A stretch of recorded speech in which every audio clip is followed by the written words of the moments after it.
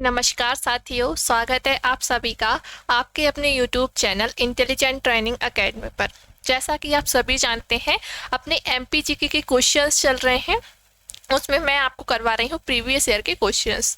ठीक है, तो इस क्लास में हम देखने वाले हैं पार्ट 13। ठीक है, पार्ट 12 जो है मैंने आपको पिछली क्लासेस में करा दिया है, यानी कि जो पिछले जो क्वेश्चंस थे हो गए हैं। अब उसके आगे के क्वेश्चन हम देखेंगे। ठीक है, तो स्टार्ट करते हैं हम आज का सेशन, आज की क्लास हम स्टार्ट करते हैं। बने रहिए आप हमारे साथ।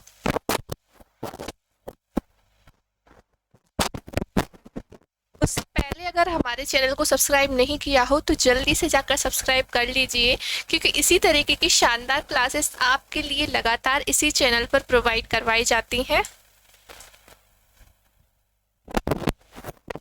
साथ ही आप हमारे चैनल से मैथ्स भी बहुत शानदार तरीके से पढ़ सकते हैं।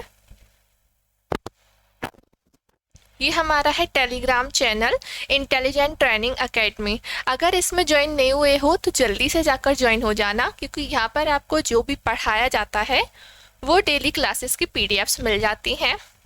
ठीक है, डेली और डेली क्लासेस की नोटिफिकेशन आपको यहाँ मिल जाएगी, एग्ज़ाम नोटिफिकेशन मिल जाएगी, इम्पोर्टेंट नोट्स आपके लिए यहाँ पर मिल जाएंगे। ठीक है, तो जुड़ना भी बिल्कुल भी ना भूलिएगा।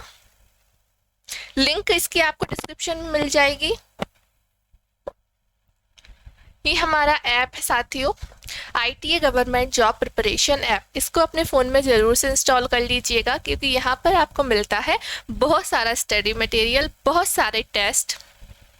यहाँ आपके लिए MP कांस्टेबल जो आपका एग्ज़ाम आने वाला है उसकी टेस्ट सीरीज, MP पटवारी की टेस्ट सीरीज, SSC GD और SSC के सभी एग्ज़ाम्स के लिए आपको यहाँ पर टेस्ट अवेलेबल हो जाएगा। साथ ही MP जेल प्रहरी और MP फॉरेस्ट गार्ड सभी के लिए आपको क्या मिल जाएगा, टेस्ट सीरीज मिल जाएगी, बहुत ही मिनिमम प्राइस में। ठीक है, और मैंने आपको 100 मिसलेनियस क्वेश्चन करवाए थे, साथ ही मैंने आपको 500 क्वेश्चंस की क्लास भी मैंने ली थी, तो उन्हें आप ज़रूर देख लीजिएगा, क्योंकि वो भी आपके लिए बहुत इंपॉर्टेंट क्लासेस थी। बहुत शानदार क्लास हमारी वो रही है।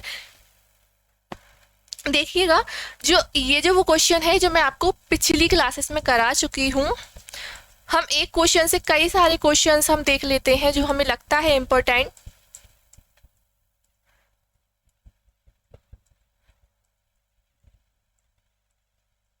चलिए, आज हम यहाँ से स्टार्ट करने वाले हैं। इससे पहले की मैं आपको करवा चुकी हूँ, इससे पिछली क्लासेस में, उनको जरूर से आप देखिएगा।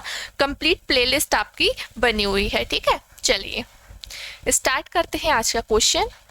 What is the folk drama of Malwa region? Malwa अंचल का प्रसिद्ध लोक नाट्य क्या है? मालवा अंचल का यानी मालवा का कौन सा लोक नाट्य है, क्या कौन सा फोक ड्रामा है जो फेमस है, उसका नाम बताना है, बताइएगा। गुम्मत, स्वांग या माच या फिर हिंगोला? तो देखिएगा, आपका ये है माच। कौन सा? माच। मालवा अंचल का एक फेमस लोक नाट्य है, फेमस ड्रामा है, और इसे राजकीय सरकार ने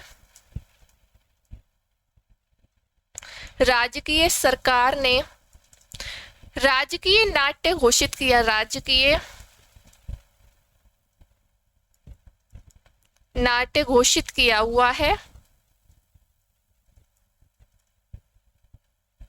ठीक है, आपका राजकीय नृत्य जो है वो क्या है? माच है, इसे आप याद रखेंगे। ठीक है, और इसके अलावा ये कब किया जाता है? तो ये आपका पूरे वर्ष भर किया जाता है। कब किया जाता है? पूरे वर्ष भर जो है ये आपका किया जाता है। लेकिन ये कब नहीं किया जाता? ये आपका जितनी भी बरसात होती है, जितनी भी संपूर्ण बरसातों में ये नहीं होता है। ठीक है, संपूर्ण बरसात जो होगी इसमें ये नहीं होता है। साथ ही पूरे वर्ष भर होता है और रात्रि के प्रथम पहर में होता है। रात्रि के प्रथम पहर में। ठीक है, कब होता है? रात्रि के प्रथम पहर में आपका ये जो लोक नाट्य है, फोक ड्रामा है, वो होता है। और राजकीय सरकार ने इसको राजकीय नाट्य जो है इसको घोषित किया है। किसको? माच को। कहाँ का है? आपके मालवा का। ठीक है, क्लियर है? आगे हम बढ़ते हैं। चलिए, Rajeshwari Dholakia is related to which sport?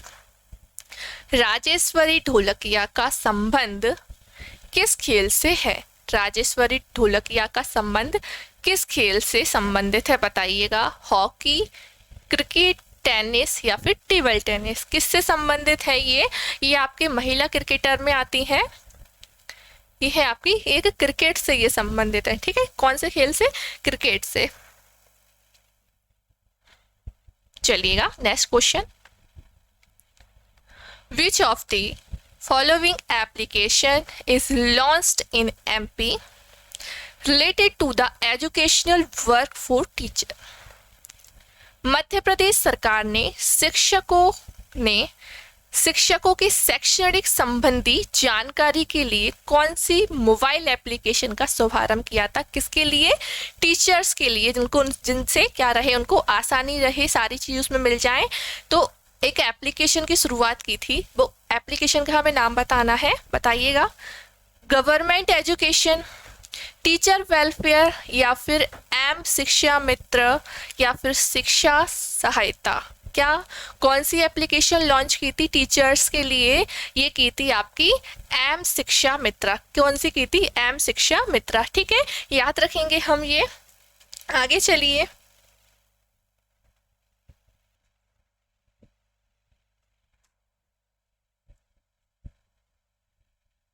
अगला क्वेश्चन क्या है आपका?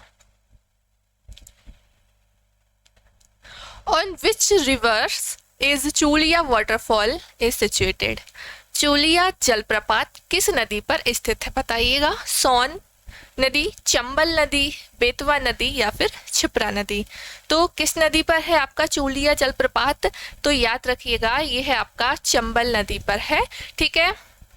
ये कहाँ पर है? आपकी चंबल नदी पर है। और याद रखेंगे ये कहाँ पर है? आपके राजस्थान में है। और कहाँ पर है? भैंसरोड़गढ़ एक जगह का नाम है, वहां पर ये है। और राजस्थान का सबसे ऊंचा जलप्रपात है ये। राजस्थान का सबसे ऊंचा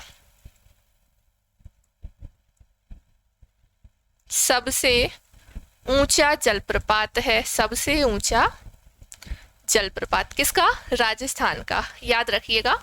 और चंबल नदी आपको पता है इंदौर से निकलती है। इंदौर के जानापाव पहाड़ियों से ये निकलती है।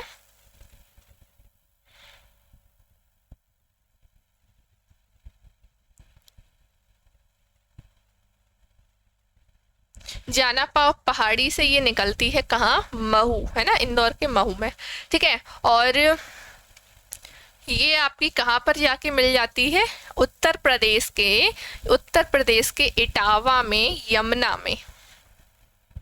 इटावा के आपके कहाँ पर मिल जाती है? आपकी यमुना नदी में ये जाकर मिल जाती है, यानी कि इसका ये मुहाना हो गया, ठीक है। कहाँ पर जाकर ये गिर रही है? आपके यमुना में गिर रही है, ठीक है, यूपी की, ठीक है। और इसके अलावा हम बात करेंगे कि राजस्थान का सबसे ऊंचा जलप्रपात कौन सा है? कौन सा हो गया आपका? चूलिया जलप्रपात। अब हमारे मध्य प्रदेश का भी हमें जानना जरूरी है कि कौन सा जलप्रपात मध्य प्रदेश का सबसे ऊंचा जलप्रपात है। याद रखिएगा आपके मध्य प्रदेश का सबसे ऊंचा जलप्रपात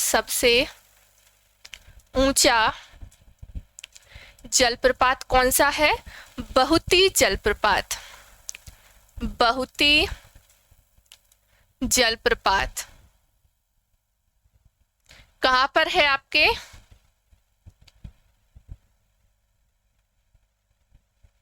आप याद रखेंगे ये कहाँ पर है? आपके रीवा में है। रीवा जिले में आपका ये बहुती जलप्रपात स्थित है। और इसकी ऊंचाई की हम बात करेंगे तो ऊंचाई याद रखिएगा 198 मीटर ऊंची इसकी ऊंचाई है। मध्य प्रदेश का सबसे ऊंचा जलप्रपात है। किस नदी पर है? सेलर नदी पर बना हुआ है, ठीक है। सेलर नदी जो है आपकी, इस पर ये बना हुआ है।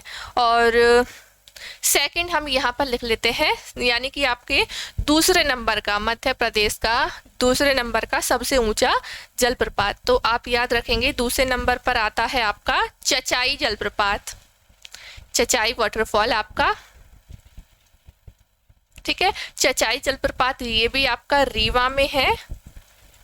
और बीहड़ नदी पर बना हुआ है और इसकी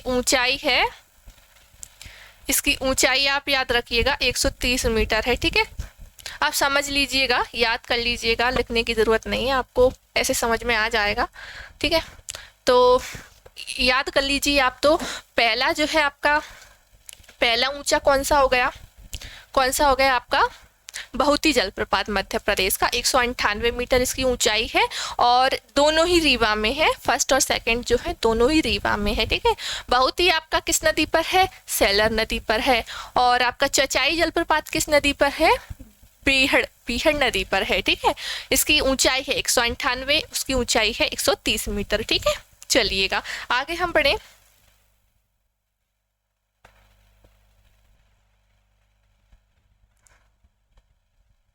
चलिएगा आगे बढ़ते हैं। इन विच ट्राइब घोटुल प्रथा इज फाउंड? घोटुल प्रथा किस जनजाति में पाई जाती है? घोटुल प्रथा किस जनजाति में पाई जाती है बताइएगा। कमार, गोंड, बैगा या फिर भील? तो याद रखेंगे ये पाई जाती है आपकी गोंड जनजाति में, गोंड जनजाति। ठीक है, और ये गोंड जनजाति जो है आपके भारत की सबसे बड़ी जनजाति है, भारत की सबसे बड़ी जनजाति। ठीक है, भारत की सबसे बड़ी जनजाति है आपकी गोंड जनजाति। और गोंडवाना लैंड भी हम किसको कहते हैं? भारत को गोंडवाना लैंड हम इसे कहते हैं। और साथ ही याद रखेंगे मध्य प्रदेश की सबसे बड़ी जनजाति हम याद रखेंगे, ये कौन सी है आपकी? भील जनजाति।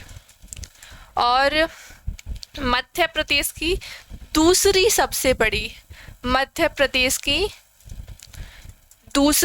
बड़ी है गोंड जनजाति और भारत की दूसरी सबसे बड़ी है भील जनजाति।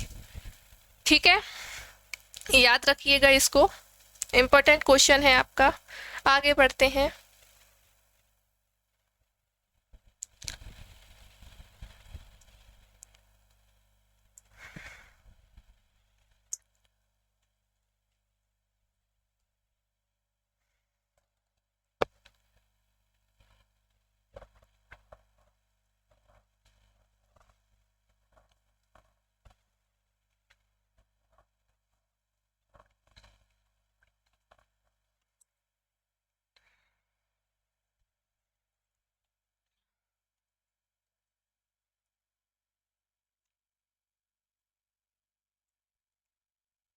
चलिए नेक्स्ट क्वेश्चन क्या है आपका? Number of national highways passing through Madhya Pradesh are? Madhya Pradesh से होकर जाने वाले राष्ट्रीय राजमार्गों की संख्या कितनी है? 19, 20, 21 या फिर 22? ये भी आपका इम्पोर्टेंट क्वेश्चन है। आपकी राजमार्गों की संख्या आपको याद होनी चाहिए, ये है आपकी 20। ठीक है, 20। चलिए next question. Where is mela of Jogeshwari Devi is organized? Jogeshwari Devi का मेला कहाँ लगता है? मेले भी आपके पूछे जाते हैं, तो इनमें से एक मेला है, बताइएगा।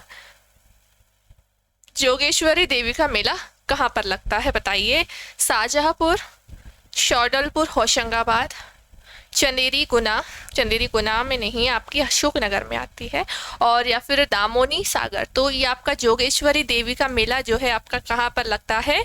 चंदेरी में लगता है ना। चंदेरी आपकी कहाँ पर है? अशोकनगर में है। आपका गुना से अशोकनगर अलग हो गया था, नया जिला बन गया था। ठीक है, और अशोकनगर है ये। और चंदेरी की साड़ी आप जानते हैं, बहुत फेमस है चंदेरी की साड़ियाँ, जिन पर क्या लगा हुआ है? जीआई टैग लगा हुआ है। हाँ, हमारे यहाँ वस्त्रों पर 2 में लगा हुआ है, एक चंदेरी की साड़ी, एक आपकी महेश्वरी साड़ियाँ है ना। 2 वस्त्रों पर जो है लगा हुआ है आपका जीआई टैग। ठीक है, और महेश्वरी साड़ियाँ आपको पता है कहाँ पर मिलती हैं? महेश्वर कहाँ पर है? आपके खरगोन में है। सबसे पवित्र जगह कौन सी मानी जाती है आपके मध्य प्रदेश की? महेश्वर। ठीक है, सबसे पवित्र स्थान, सबसे पवित्र स्थान या जगह, कुछ भी कहो, स्थान या जगह, ये कौन सी है आपकी? महेश्वर है। ठीक है, चलिए आगे बढ़े।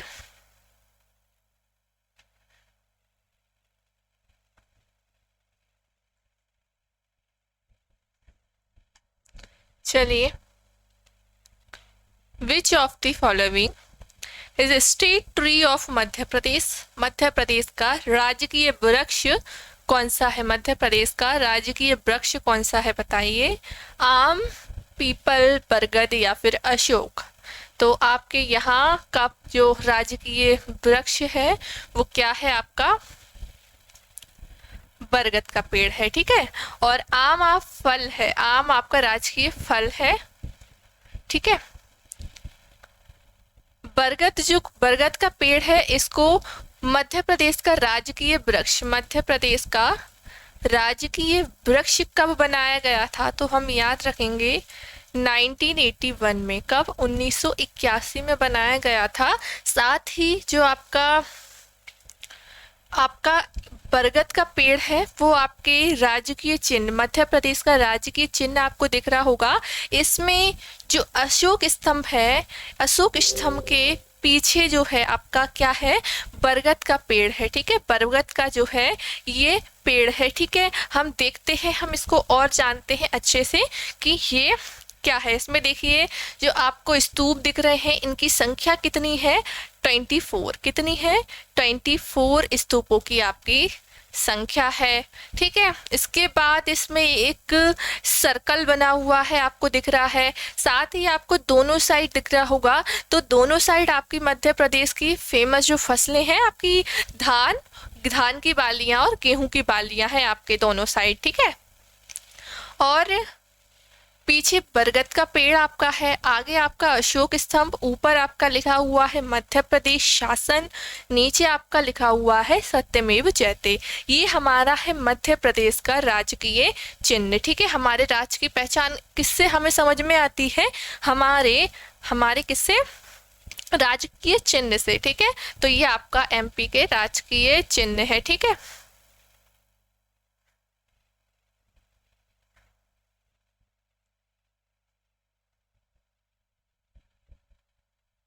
चलेगा। अगला क्वेश्चन क्या है? Gol Khadedo festival is related to which tribe? Gol Khadedo जो उत्सव है वो किस जनजाति से संबंधित है? किस जनजाति से आपका गोल खदेड़ो जो उत्सव है वो संबंधित है बताइएगा? गोंड जनजाति, भील जनजाति, कोरग जनजाति या फिर आपका कोल जनजाति? तो ये आपका है भील जनजाति, है ना? का ये जो है भील जनजाति कहाँ कहाँ पर ये किया जाता है? मालवा और निमाड़, मालवा निमाड़ में है ये आपका किया जाता है। ठीक है, मालवा और निमाड़ में आपका ये फेस्टिवल मनाया जाता है। कब मनाया जाता है? होली के उत्सव में, होली के उत्सव में आपके भगोरिया उत्सव के साथ साथ, भगोरिया उत्सव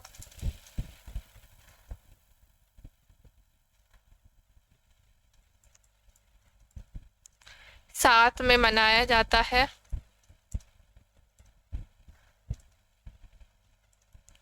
और आपका जो भगोरिया उत्सव है, भगोरिया उत्सव ये होता है आपके मालवा में होता है। ठीक है, मालवा में ये होता है। और बात करेंगे कि ये आपका भगोरिया उत्सव है वो एक भीलों का फेमस त्योहार है ना? भीलों का एक प्रसिद्ध त्योहार है, भीलों का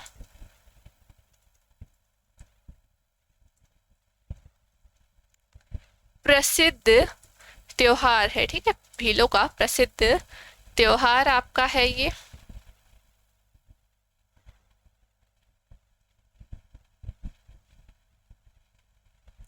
क्लियर है?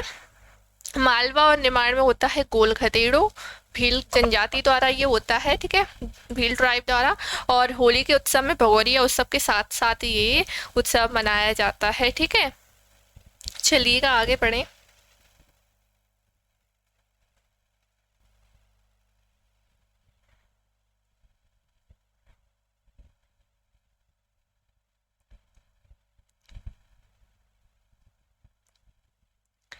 विच of the following is the purpose of Ladli Laxmi Yojana? निम्नलिखित में से कौन सा उद्देश्य लाडली लक्ष्मी योजना का है? बताना है। लाडली लक्ष्मी जो योजना आई थी उसकी, इसमें क्या क्या इसकी योजना का उद्देश्य है बताइएगा। बालिका जन्म के प्रति सकारात्मक सोच, positive thinking towards girl child birth, लिंग अनुपात में सुधार, इम्प्रूवमेंट इन सेक्स रेशियो, बालिकाओं का शैक्षणिक सुधार तथा स्वास्थ्य में सुधार, educational and health improvement of girls, या फिर ऑल ऑफ द अबव, उपरोक्त सभी। क्या आएगा इसका आंसर? तो आपकी लाडली लक्ष्मी लाडली लक्ष्मी योजना आई थी, वो जो थी वो बालिका जन्म के प्रति एक सकारात्मक सोच हो, उसका एक ये भी उद्देश्य था ना।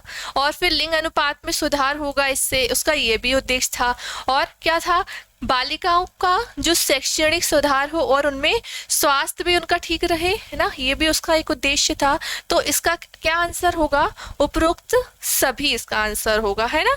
ये सारे ही उद्देश्य आपकी लाडली लक्ष्मी योजना में शामिल थे, ठीक है। बात करेंगे कि लाडली लक्ष्मी योजना कब से स्टार्ट हुई थी, तो 1 अप्रैल 2007 में ये स्टार्ट हुई थी। कब हुई थी? 1 अप्रैल 2007 में। और इस कब किस किस के लिए ये पात्रता होगी, किसको ये दिया जाएगा ये योजना का लाभ? 1 जनवरी लाभ किसको मिलेगा? सिर्फ जो बच्चे जो बालिकाएं हैं वो 1 जनवरी 2006 को हुई हो या उसके बाद हुई हो, जो इस समय हुई होंगी उन्हीं को ये लाभ मिलेगा, लाडली लक्ष्मी योजना का लाभ, ठीक है। इसी योजना का लाभ उन्हीं को मिलेगा, ठीक है। और ये किसके लिए थी योजना? ये आपके कोई भी माता बहन के 2 से कम संतान होनी चाहिए। कितनी? 2 या 2 से कम संतान, ठीक है। एक भी हो सकती है लेकिन 2 से ज़्यादा नहीं, उसमें से एक लड़की होना चाहिए 2 में से, ठीक है। तो उन्हीं के लिए है, लड़कियों के लिए, ठीक है। फिर बाद में इसका सेकंड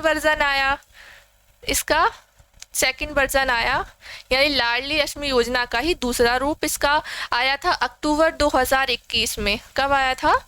अक्टूबर 2021 में ये आपकी आई थी। फिर इसमें कुछ चेंजेस कर दिए गए थे, जैसे आपका इसमें जो अनाथ बालिकाएं इनको जोड़ा जाने लगा, इनको ये योजना दी जाने लगी अनाथ बालिकाओं को। साथ ही जब वो लड़कियां कॉलेज में दाखिला लेंगी, कॉलेज में वो एडमिशन कराएंगी, तब उनको 25,000 रुपये की राशि मिलेगी। कितनी? 25,000 रुपये की राशि उनको मिलेगी। जो भी लड़कियां ये योजना का हिस्सा है तो कॉलेज में आने पर इनको मिलेगा 25,000 रुपये, ठीक है, एडमिशन लेने पर। साथ ही आपको जब ये 18 साल की हो जाएंगी, 18 साल की ये लड़कियां हैं, तो ये लड़कियां हैं तो इनको 18 साल की होने पर ड्राइविंग लाइसेंस बना के दिया जाएगा, ड्राइविंग लाइसेंस, ठीक है। आपको लाडली लक्ष्मी योजना समझ में आई होगी, ठीक है। कब आई थी? 1 अप्रैल 2007 में, ठीक है। और 1 अप्रैल 2006 के बाद वाली, 1 जनवरी 2006 के बाद वाली लड़कियां को ये पात्रता मिलेगी, उससे पहले की को नहीं, ठीक है। समझ में आई होगी। आगे बढ़ते हैं।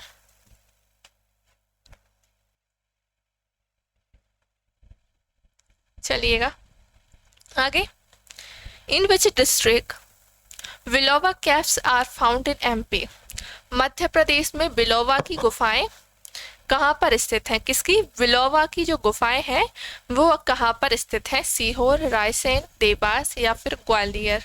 कहाँ पर स्थित है, आपकी ग्वालियर में, ठीक है, कहाँ पर, ग्वालियर में आपकी जो विलोवा की गुफाएं स्थित है। किस धर्म से संबंधित है ये गुफाएं, शैव धर्म से।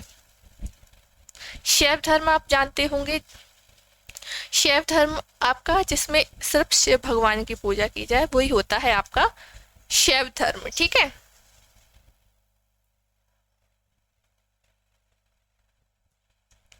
चलिए आगे बढ़े।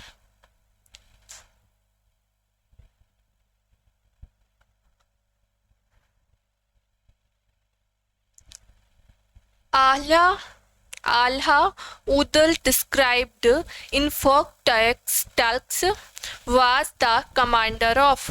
लोक कथाओं में वर्णित आल्हा उदल सेनापति थे, किसके थे, परमार वंश, चंदेल शासक के, प्रतिहार शासक या फिर आपके राष्ट्रकूट शासक के। किसके शासक थे, आपके आल्हा उदल चंदेल शासक के थे, किसके थे, चंदेल शासक के थे, ठीक है।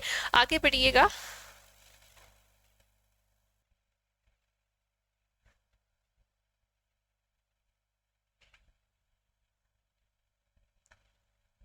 चलिए अगला क्वेश्चन देखेंगे।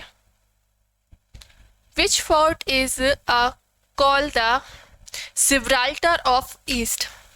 पूर्व का जिब्राल्टर किस किले को कहते हैं, बताइएगा।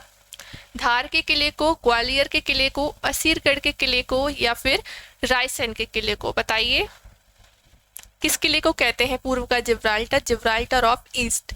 तो हम कहते हैं ग्वालियर के किले को। किसको कहते हैं, ग्वालियर के किले को, ठीक है। और ग्वालियर का जो किला है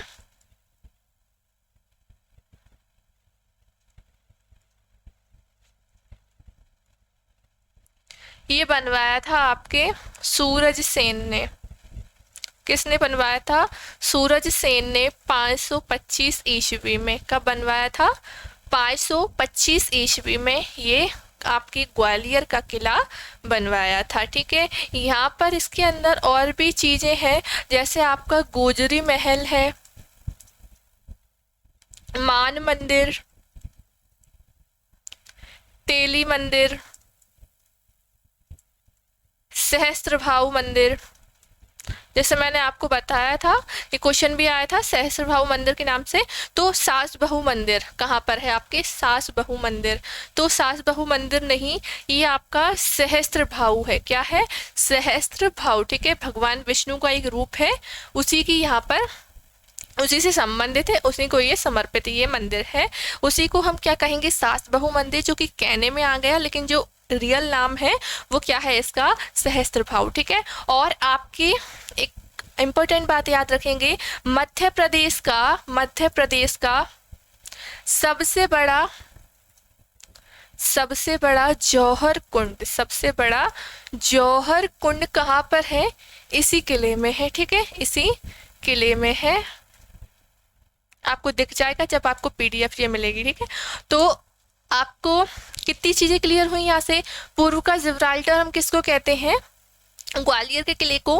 ग्वालियर का किला किसने बनाया था, सूरज सेन ने बनाया था, 525 ईस्वी में बनाया था। गुजरी महल, मानसिंह मंदिर, तेली मंदिर, सहस्त्रभाव मंदिर आदि और भी सारे मंदिर हैं। 5 दरवाजे यहाँ पर हैं, कितने, 5 दरवाजे यहाँ पर हैं। और मध्य प्रदेश का सबसे बड़ा जौहर कुंड आपसे पूछा जाए कि कहाँ पर है, तो इसे आप याद रखेंगे कि ग्वालियर में है, ठीक है। ग्वालियर के किले में है आपका मध्य प्रदेश का सबसे बड़ा जौहर कुंड। चलिएगा आगे बढ़ते हैं।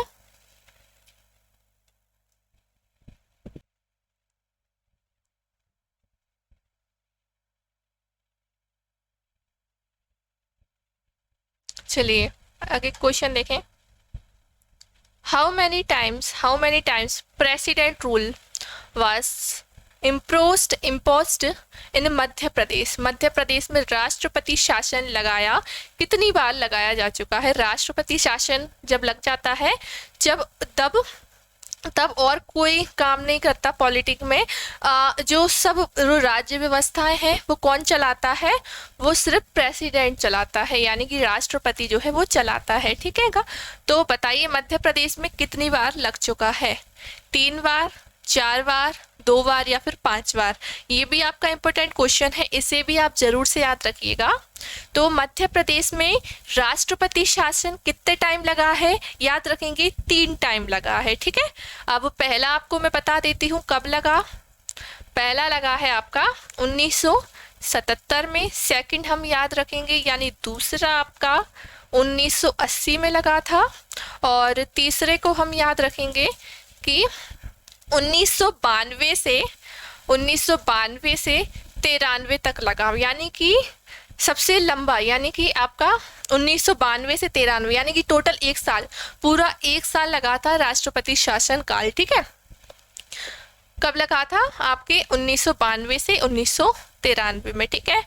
और जो सबसे पहला राज्य है भारत में, सबसे पहला राज्य जहां पर क्या लगा राष्ट्रपति शासन, पहला राज्य आपका है पंजाब, जहां पर सबसे पहले क्या लगा राष्ट्रपति शासन काल लगा, है ना। राष्ट्रपति शासन कहां पर लगा सबसे पहले, पंजाब में। और सबसे ज्यादा कहां पर लगा है, सबसे ज्यादा मणिपुर में सबसे ज्यादा लग चुका है राष्ट्रपति शासन काल। कितने, 10 बार, टोटल 10 बार ये आपका राष्ट्रपति का शासन जो है लग चुका है, ठीक है। कहाँ पर, मणिपुर में, याद रखेंगे। अब आपको कमेंट करना है एक आंसर, आपका ऐसा कौन सा राज्य है यहाँ पर जहाँ पर क्या है सबसे कम राष्ट्रपति शासन लगा हो, सबसे कम पूछा गया है, सबसे कम कहाँ पर लगा है, इसका आंसर आपको देना है कमेंट में, ठीक है।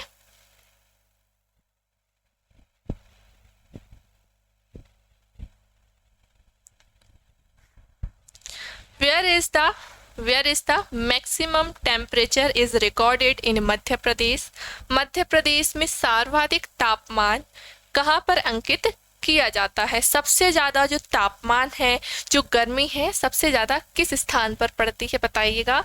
ग्वालियर, गुना, गंजवासौदा या बालाघाट। तो मैं आपको बता चुकी हूँ, पहले भी क्वेश्चन आया था ये, तो मैंने आपको एक्स्ट्रा में उसे बताया था कि गंजवासौदा में सबसे ज्यादा गर्मी पड़ती है, सबसे ज्यादा तापमान, यहाँ का टेम्परेचर सबसे ज्यादा हाई रहता है, ठीक है।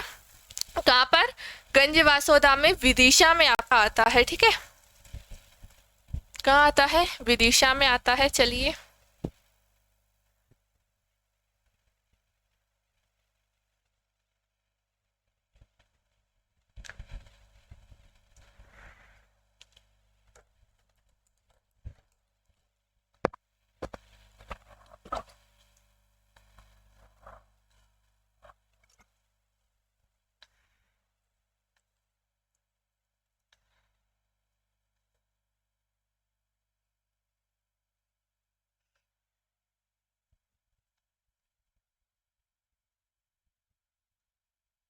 क्वेश्चन देखिएगा, where is the first Unani medical college of Madhya Pradesh is situated. Madhya Pradesh का पहला यूनानी चिकित्सा महाविद्यालय कहाँ पर है, यूनानी चिकित्सा महाविद्यालय बताइएगा। इंदौर, भोपाल, सागर या फिर बुरहानपुर में। कहाँ पर है आपके, बुरहानपुर में है। और बुरहानपुर में भी एक और चीज है आपके, मध्य प्रदेश का पहला नेशनल न्यूज प्रिंट कारखाना कहाँ पर है आपके, नेपा नगर में है, नेपा नगर में। ये कहाँ पर है, बुरहानपुर में ही है, ठीक है। कब स्थापना हुई थी इसकी मैं बता चुकी हूँ, स्थापना इसकी हुई थी 1956 में। कब हुई थी, 1956 में, 1956 में इसकी स्थापना की गई थी। यानी कि मध्य प्रदेश का पहला यूनानी विश्वविद्यालय, महाविश्वविद्यालय कहाँ पर है आपका, बुरहानपुर में। बुरहानपुर के नेपा नगर में एक और क्या है, मध्य प्रदेश का पहला नेशनल न्यूज प्रिंट कारखाना, ठीक है, नेपा नगर में है। 1956 में इसकी स्थापना की गई थी।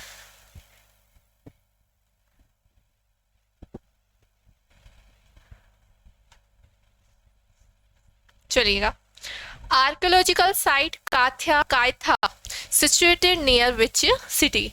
पुरातत्व स्थल कायथा किस नगर में के समीप स्थित है? कायथा। उज्जैन, इंदौर, जबलपुर या फिर रीवा? कहाँ पर है आपके, किस नगर के समीप है? उज्जैन के समीप है। उज्जैन किस नदी के किनारे बसा हुआ है? क्षिप्रा नदी के किनारे, क्षिप्रा। ठीक है।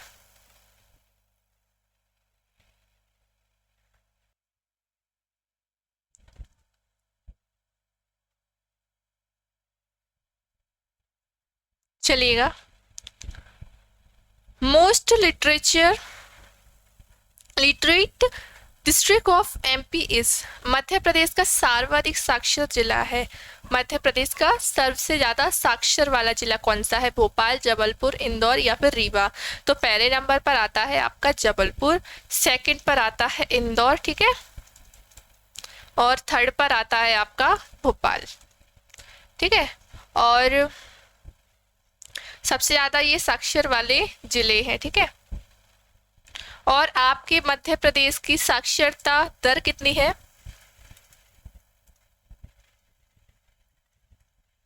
दर 2011 की जनगणना के अनुसार 69.32%। कितनी है? 69.32%। ठीक है।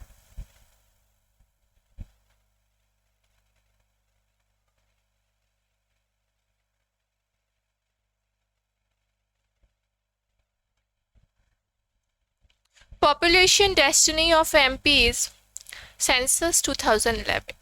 मध्य प्रदेश का जनसंख्या घनत्व है 2011 की जनगणना के अनुसार। मध्य प्रदेश का जनसंख्या घनत्व क्या है? जनसंख्या घनत्व का मतलब जानेंगे पहले हम कि क्या होता है। यानी कि किसी क्षेत्र में प्रति वर्ग किलोमीटर में कितने लोग निवास कर रहे हैं ना, प्रति वर्ग किलोमीटर में कितने लोग निवास कर रहे हैं, यही क्या होता है आपका जनसंख्या घनत्व होता है। ठीक है। बताइए कितना है? 236, 339, 200, 239, 236, 242, 250? कितना है आपका? 236। ठीक है। सबसे सर्वाधिक जनसंख्या घनत्व कहाँ है?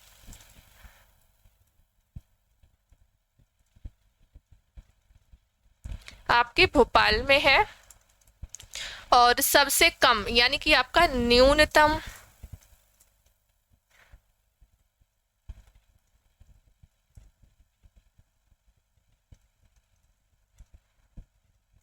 ढिंडोरी में है। ठीक है, ढिंडोरी।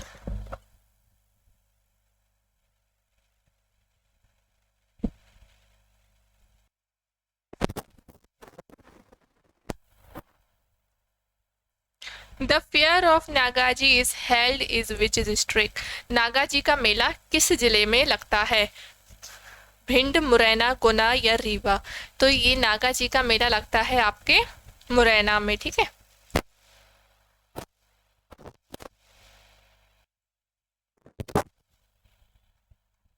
चलिएगा अगला क्वेश्चन। द लोकनाट्य स्वांग परफॉर्म्ड विच एरिया? स्वांग लोकनाट्य किस क्षेत्र में मनाया जाता है? निमाड़, बुंदेलखंड, मालवा या फिर बघेलखंड? कहाँ पर मनाया जाता है स्वांग लोकनाट्य? आपके बुंदेलखंड में। कहाँ पर मनाया जाता है? आपके बुंदेलखंड में मनाया जाता है। विभिन्न त्योहारों व उत्सवों पर राई नृत्य